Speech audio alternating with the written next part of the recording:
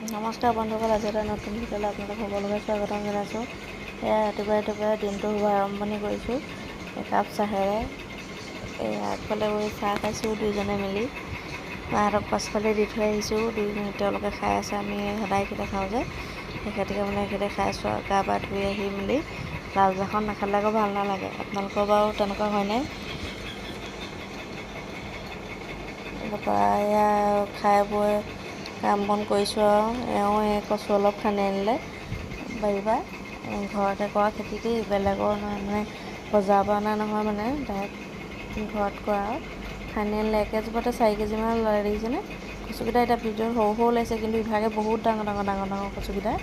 কেতিয়াবা অলপমান টেপু আমাৰ এওঁ আকৌ মিলিগৈ আছে ভিডিঅ' কৰা দেখি। ফটো নিদিবা দেই বোলে, সেনেকৈ কৈছে। চাওকচোন, চালনীখন মানে চালনী হৈ গ'ল আৰু।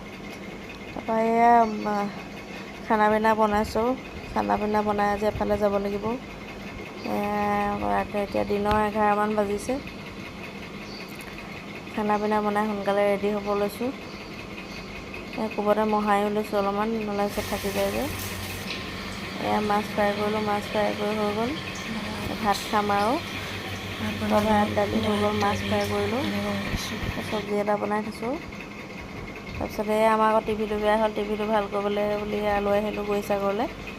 এইফালে যাওঁতে মানে টাউনলৈও যামগৈ, টাউনলৈ যাওঁ বুলি ভাবিছোঁ। খাই বৈ ওলাই আহিলোঁ আৰু মানে এতিয়া 1:30 2টামান বাজিছে আৰু। তাৰপৰা টিভি দোকানত ৰখি আছোঁ। টিভিটো কাইলৈ পৰহিলৈহে দিব, সেইকাৰণে আজিলৈ বাই বাই।